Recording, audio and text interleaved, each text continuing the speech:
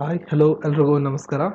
ನೀವು ನೋಡ್ತಿದ್ರೆ SP. Kannada YouTube channel. ಇವತ್ತಿನ ಈ ವಿಡಿಯೋದಲ್ಲಿ ನಾವು ನೋಡೋಣ ಆಗಸ್ಟ್ 30 ತಾರೀಕು ನಡೆದಂಥ ALP ಪರೀಕ್ಷೆಗೆ ಸಂಬಂಧಪಟ್ಟ ಹಾಗೆ 3ನೇ ಶಿಫ್ಟಲ್ಲಿ ಬಂದಂಥ ಕೆಲವೊಂದು ಪ್ರಶ್ನೆಗಳು. ನೀವೇನಾದರೂ ನಮ್ಮ ಚಾನಲ್ ಇದುವರೆಗೂ ಸಬ್ಸ್ಕ್ರೈಬ್ ಮಾಡಿಲ್ಲ ಅಂದರೆ ಈಗಲೇ ಸಬ್ಸ್ಕ್ರೈಬ್ ಮಾಡಿ ಹಾಗೂ ಬೆಲ್ ಐಕಾನ್ ಆನ್ ಮಾಡಿ. ಉಳಿದಂಥ ವೀಡಿಯೋಗಳನ್ನು ನೀವು ನೋಡಬೇಕು ಅಂದರೆ 9ನೇ ತಾರೀಕಿನ ಮೊದಲನೇ ದಿನಾಂಕದಿಂದ ವೀಡಿಯೋಗಳನ್ನ ನೋಡಬೇಕು ಅಂದರೆ ಈ ವಿಡಿಯೋದ ಮೇಲೆ ಐ ಬಟನ್ ಕ್ಲಿಕ್ ಮಾಡಿ ನೀವು ಒಂದು ವೀಡಿಯೋಗಳನ್ನ ನೋಡ್ಬೋದು. ನಮ್ಮ ಫೇಸ್ಬುಕ್ ಪೇಜ್ ಮತ್ತು ಇನ್ಸ್ಟಾಗ್ರಾಮ್ ಪೇಜ್ನ ಲಿಂಕು ನಿಮಗೆ PDF ಅಲ್ಲಿ ಸಿಗುತ್ತೆ. ಅದ್ರ ಮೂಲಕ ಬಂದು ನೀವು ನನ್ನ ಡೈರೆಕ್ಟಾಗಿ ಪ್ರಶ್ನೆಗಳನ್ನು ಕೇಳ್ಬೋದು. ಕಮೆಂಟ್ ಸೆಕ್ಷನಲ್ಲಿ ಹೆಚ್ಚು ಪ್ರಶ್ನೆಗಳಿರುತ್ತೆ, ಹೆಚ್ಚಾಗಿ ಉತ್ತರ ಕೊಡೋಕ್ಕಾಗಲ್ಲ. ಅದರಿಂದ ಫೇಸ್ಬುಕ್ ಪೇಜ್ ಮತ್ತು ಇನ್ಸ್ಟಾಗ್ರಾಮ್ ಪೇಜ್ಗಳಲ್ಲಿ ನೀವು ಪ್ರಶ್ನೆಗಳನ್ನ ಕೇಳ್ಬೋದು. ಫೇಸ್ಬುಕ್ ಪೇಜ್ನ ಲೈಕ್ ಮಾಡಿ, ಇನ್ಸ್ಟಾಗ್ರಾಮ್ ಪೇಜಲ್ಲಿ ಫಾಲೋ ಮಾಡಿ. ಸೊ ಪ್ರಶ್ನೆ, ಡಿಜಿಟಲ್ ಗ್ರಂಥಾಲಯ ಸುಗಮ್ಯ ಅಂತ. ಇದು ಡಿಜಿಟಲ್ ಗ್ರಂಥಾಲಯ ಸುಗಮ್ಯ ಪುಸ್ತಕಾಲಯ. ಡಿಜಿಟಲ್ ಗ್ರಂಥಾಲಯ ಸುಗಮ್ಯ ಪುಸ್ತಕಾಲಯ ಅಂತ ಪ್ರಧಾನಿ ಪ್ರಾರಂಭ ಮಾಡಿದ್ದಾರೆ. ಅದು ಯಾರಿಗೋಸ್ಕರ ಮಾಡಿದ್ದಾರೆ ಅನ್ನೋದು ಪ್ರಶ್ನೆ. ದೃಷ್ಟಿಹೀನ ವ್ಯಕ್ತಿಗಳಿಗೆ ಡಿಜಿಟಲ್ ಗ್ರಂಥಾಲಯ ಸುಗಮ್ಯ ಪುಸ್ತಕಾಲಯ ಅನ್ನೋ ಒಂದು ಕಾನ್ಸೆಪ್ಟ್ ಅನ್ನು ತರಲಾಗಿದೆ. ಫ್ರಾನ್ಸ್ ಕೊನೆಯ ರಾಣಿ ಮೇರಿ ಆಂಟೊನೆಟ್ ಅವರು ಯಾವ ದೇಶದಲ್ಲಿ ಜನಿಸಿದರು? ಆಸ್ಟ್ರಿಯಾದ ವಿಯೆನ್ನಾದಲ್ಲಿ ಇವರು ಜನಿಸಿದರು. ಸಂಜಯ್ ಮಂಜ್ರೇಕರ್ ಅವರು ಬರೆದ ಪುಸ್ತಕದ ಹೆಸರು ಇಂಪರ್ಫೆಕ್ಟ್ ಅಥವಾ ಅಪೂರ್ಣ ಅಂತ ನಾವು ಕನ್ನಡದಲ್ಲಿ ಹೇಳ್ಬೋದು. ಇಂಪರ್ಫೆಕ್ಟ್. ಸಂಜಯ್ ಮಂಜ್ರೇಕರ್ ಖ್ಯಾತ ಕಾಮೆಂಟೇಟರ್, ನಿಮಗೆ ಗೊತ್ತಿರ್ಬೋದು. ಆದಿವಾಸಿ ಮಹೋತ್ಸವ 2017 ಅನ್ನು ಯಾವ ನಗರದಲ್ಲಿ ನಡೆಯಿತು? ರಾಯ್ಪುರ, ಛತ್ತೀಸ್ಗಢದ ರಾಜಧಾನಿ ರಾಯ್ಪುರದಲ್ಲಿ ಈ ಒಂದು ಉತ್ಸವ ನಡೆದಿತ್ತು. ಇದ್ರ ಬಗ್ಗೆ ಕೂಡ ಪ್ರಶ್ನೆಯನ್ನು ಕೇಳಲಾಗಿತ್ತು. ಮತ್ತೆ ಮುಖ್ಯಮಂತ್ರಿಗಳ ಬಗ್ಗೆ ಹೇಳಿದಾಗೆ ಮತ್ತೊಂದು ಪ್ರಶ್ನೆ ರಿಪೀಟ್ ಆಗಿದೆ. ಸಿಕ್ಕಿಂನ ಮುಖ್ಯಮಂತ್ರಿ ಪವನ್ ಕುಮಾರ್ ಚಾಮ್ಲಿಂಗ್ ಭಾರತದ ರಾಜ್ಯವೊಂದರ ದೀರ್ಘಕಾಲಿಕ ಮುಖ್ಯಮಂತ್ರಿ. ಇವರು ಕರೆಂಟ್ 24 ವರ್ಷಗಳು ಸತತವಾಗಿ ಒಂದು ರಾಜ್ಯದ ಮುಖ್ಯಮಂತ್ರಿಗಳಾಗಿ ಮುಂದುವರಿತಿದ್ದಾರೆ. ಈ ಹಿಂದೆ ಪಶ್ಚಿಮ ಬಂಗಾಳದ ಮುಖ್ಯಮಂತ್ರಿ ಆಗಿದ್ದಂಥ ಜ್ಯೋತಿ ಬಸು ಅವರು 23 ವರ್ಷಗಳ ಕಾಲ ಮುಖ್ಯಮಂತ್ರಿಗಳಾಗಿ ದೀರ್ಘಕಾಲಿಕ ಮುಖ್ಯಮಂತ್ರಿ ಅನ್ನೋ ಹೆಸರಲ್ಲಿ ಇದ್ರು.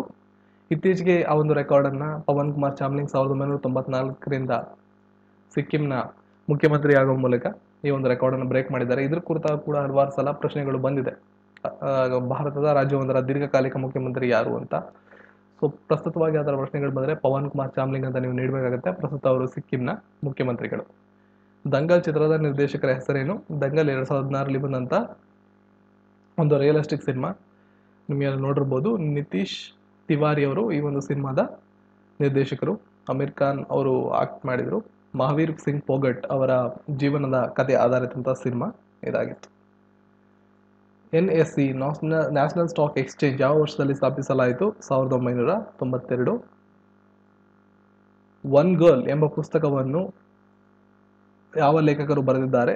ಸರಿಯಾದ ಉತ್ತರ ಚೇತನ್ ಭಗತ್. ಚೇತನ್ ಭಗತ್ ಅವರ ಬಗ್ಗೆ ಅವರು ರೀಸೆಂಟಾಗಿ ಬರೆದಿರ್ತಕ್ಕಂಥ ಪುಸ್ತಕಗಳು, ಅವರ ಫೇಮಸ್ ಪುಸ್ತಕಗಳ ಬಗ್ಗೆ ಹಲವಾರು ಸಲ ಪ್ರಶ್ನೆಗಳನ್ನು ಕೇಳಲಾಗುತ್ತೆ. 3 Idiots ಅನ್ನೋ ಒಂದು ಸಿನಿಮಾ ನೀವು ನೋಡಿರ್ಬೋದು. 3 Idiots ಸಿನಿಮಾ ಕೂಡ ಚೇತನ್ ಭಗತ್ ಅವರು ಬರೆದಂಥ ಪುಸ್ತಕದ ಇನ್ಸ್ಪಿರೇಷನ್ ಇಂದ ಮಾಡಿದಂಥ ಸಿನಿಮಾ. ಪ್ರಧಾನಿ ನರೇಂದ್ರ ಮೋದಿ ಅವರು ಯಾವ ರಾಜ್ಯ ಸರ್ಕಾರದ CM ಆಗಿದ್ದರು? PM ಆಗುವ ಮೊದಲು ಪ್ರಧಾನಿ ನರೇಂದ್ರ ಮೋದಿ ಅವರು ಯಾವ ರಾಜ್ಯ ಸರ್ಕಾರದ CM ಆಗಿದ್ದರು? ಸರಿಯಾದ ಉತ್ತರ ಗುಜರಾತ್. ನಾನು ಮೊದಲೇ ಹೇಳಿದ್ದೆ, ಒಂದಲ್ಲ ಒಂದು ಅಂತಾರಾಷ್ಟ್ರೀಯ ರಾಜಧಾನಿಯನ್ನು ಕೇಳಲಾಗುತ್ತೆ. ಆಸ್ಟ್ರಿಯಾದ ರಾಜಧಾನಿ ಕ್ಯಾನ್ಬೆರಾ. ಮರಾಠವಾಡ ಮತ್ತು ವಿದರ್ಭ ಯಾವ ರಾಜ್ಯಕ್ಕೆ ಸೇರಿವೆ? ಸೊ ಮಹಾರಾಷ್ಟ್ರ. ಇದು ಮೋಸ್ಟ್ಲಿ ಮಹಾರಾಷ್ಟ್ರ ಬೋರ್ಡ್ನ ಎಕ್ಸಾಮ್ನ ಪೇಪರ್ಲಿ ಬಂದಂಥ ಪ್ರಶ್ನೆ ಇರ್ಬೋದು. ಸೊ ಇಲ್ಲಿ ಕೆಲವೊಂದು ಪ್ರಶ್ನೆಗಳು RRBಯ ಬೋರ್ಡ್ಗಳಿಗೆ ಸಂಬಂಧಪಟ್ಟಿರ್ತವೆ. ನಾನು ಇನ್ ಜನರಲ್ ಎಲ್ಲವನ್ನು ಸಿಕ್ಕಿರ್ತಕ್ಕಂಥ ಪ್ರಶ್ನೆಗಳನ್ನ ಡಿಸ್ಕಸ್ ಮಾಡ್ತಿದ್ದೀನಿ. ಕ್ಯಾಲ್ಸಿಯಂ ಫಾಸ್ಫೇಟ್ನ ಸೂತ್ರ CA3PO4 ಟ್ವೈಸ್. CA3PO4 ಟ್ವೈಸ್ ಇದು ಕ್ಯಾಲ್ಸಿಯಂ ಫಾಸ್ಫೇಟ್ನ ಸೂತ್ರ ಆಗಿರುತ್ತೆ. ಇನ್ನು ಸಿಲ್ವರ್ ಕ್ಲೋರೈಡ್ನ ರಾಸಾಯನಿಕ ಸೂತ್ರ AgCl.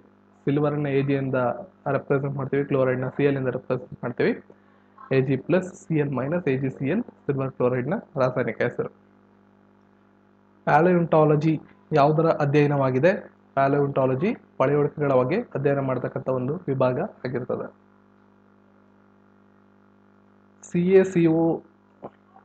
CaOCl2 + H2O ಇದರ ರಾಸಾಯನಿಕ ಕ್ರಿಯೆಯಲ್ಲಿ ಬಿಡುಗಡೆಯಾಗುವಂಥ ಅನಿಲ ಕ್ಲೋರಿನ್. ಫ್ಯಾಕ್ಟರಿ ಆಫ್ ಪ್ರೋಟೀನ್ನ ಫ್ಯಾಕ್ಟರಿ ಅಂತ ಯಾವುದನ್ನು ಕರೀತಾರೆ?